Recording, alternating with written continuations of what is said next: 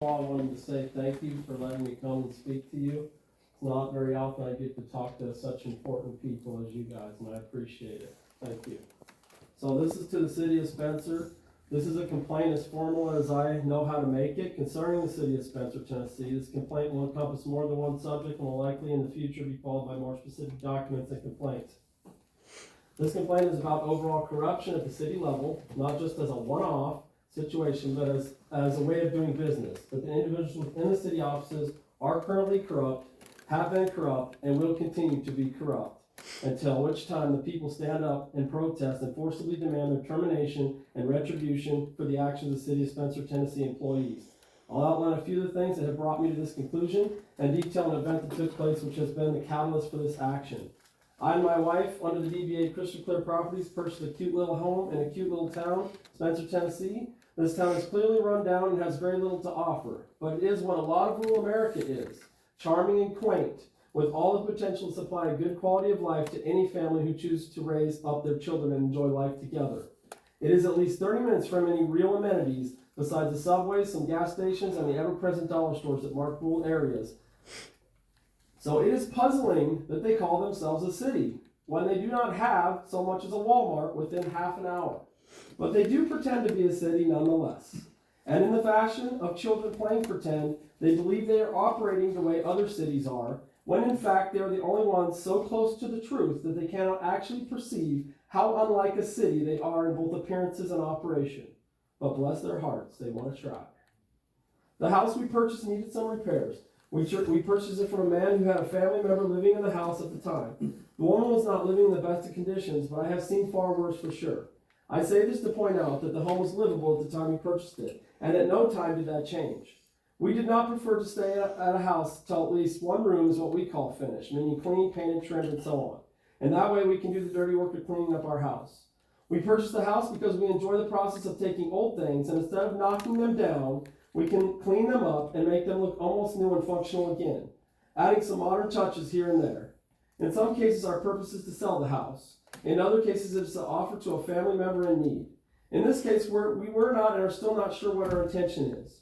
We merely go where we feel led and try to do good both for ourselves and, more importantly, for the house that was previously neglected. Our first problem has been determining any real truth about the property and the lot lines. All sorts of stories have been presented about the history of the house, and we have only to take each story and make guesses. Since we purchased the home through a third-party company and the previous owner accepted their offer, we have no real idea what the real story is. Regardless, every property has a story, and it is our duty not to dwell on the bad that a property has gone through, but to turn it into something good. And I think that is my hope for Spencer, Tennessee in general. The bad needs to be removed and left in the past so that the good that does exist and wants to exist can live in peace and harmony. One of the first clear evidence that corruption was a common practice was the arrival of our tax bill the first year we owned the home. You see, we own the home mortgage-free, unlike many other homeowners in the area. What that does is instead of yearly taxes spread out by the bank over the duration, they're amortized by the mortgage company who pays the county or the city every year. That bill comes to our doorstep. I'm never happy to get it since I believe I paid for the property and I should no longer have to pay rent to own in addition to all the upkeep that comes with owning a house. For goodness sake, what do I actually get for paying them this money? Well, mostly I get to pay the salary of government employees so that those people can find more clever ways for me to pay them daily so that I can live in this world. When the tax bill arrived, though, there were two. One for an expected price, the one that was almost 5 times higher. And I'll amend that to say it was actually 3 times, but I didn't have a bill in front of me at the time I wrote this. The problem is I do not, for the life of me, understand why. So I challenged the tax collector, and they submitted this response. Well, we had printing error, and all new homeowners in the area got a second bill. Maybe that's true. The thing is, how many of those were paid by the mortgage companies, or people who just don't challenge them? Furthermore, why didn't they reach out to me?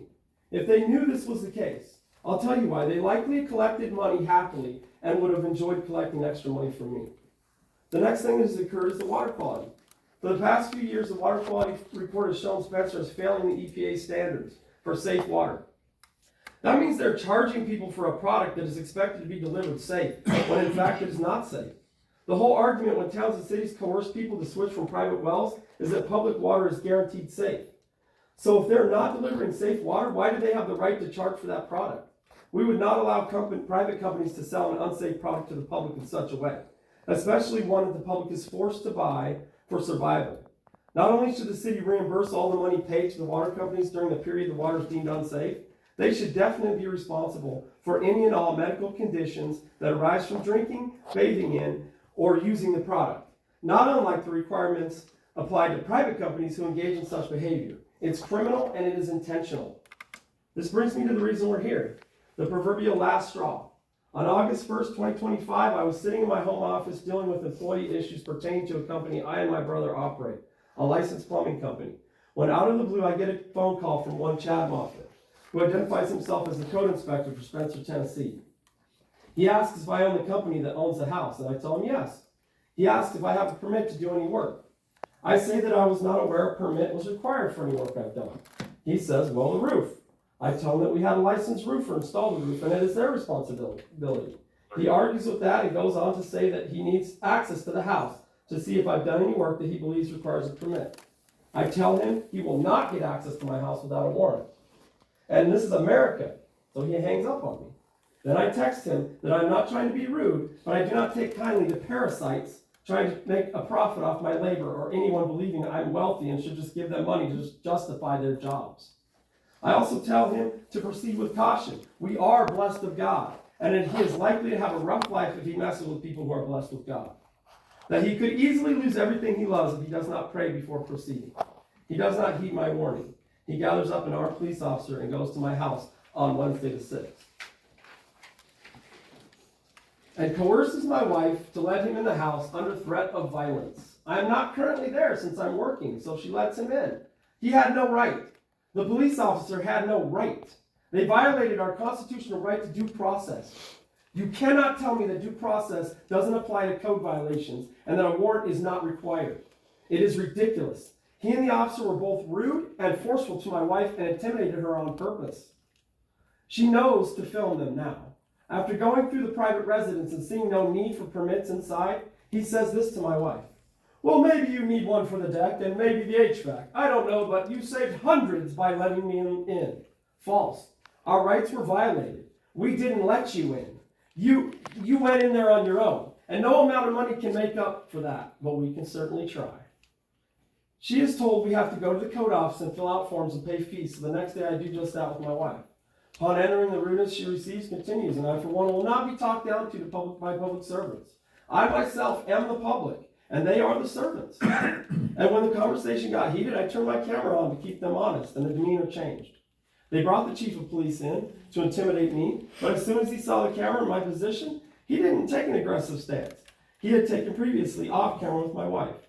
He was a pleasure and just stood around wasting resources while the mayor and the code department employee fumbled around not answering my questions effectively, trying to figure out how much we owed so that they could steal more of our money.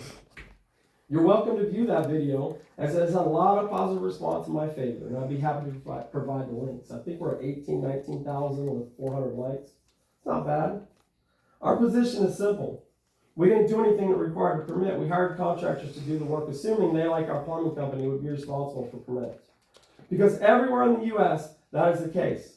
I will add also here that not all the cities or all the counties in Tennessee require permits for the things that were required here. And to think that they are just means that you don't know what the way other cities operate. This was a request for service situation. If I'm asking to do an addition, or I'm asking to build a house, you may say I need a permit. I did not do an addition. I worked within the original construction that has been at that location for years. And for you to think that you have a right to access my private residence without my permission because you wrote it in your little book proves you have no idea the extent and power of the Constitution of these United States. It proves that you are in fact a tyrant and have no place in public service. I'm asking that restitution be made on our behalf. I'm asking that Chad Moffitt be removed as he is unfit for public office.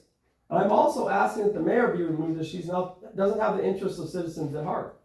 I'm also requesting a full criminal investigation into the offices of the city of Spencer, Tennessee for fraud. In addition to the obvious tax embezzlement scheme, it is likely to be revealed that the parties involved have a financial or fiduciary interest in real estate, either surrounding our property or our property specifically, or they are attempting to use public office for personal gain. I'm asking that restitution be made to all citizens of Spencer, Tennessee for the above corruption listed and for the water quality issues and the fraud involved therein, collecting funds without providing service. Sincerely, myself. Okay, thank you, Mr. Weeks. Yeah.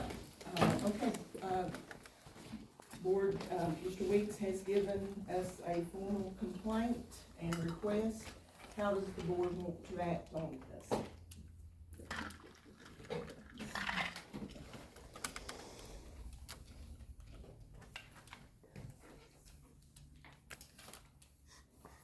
With no action from the board, we will move forward with item number 2 of our agenda.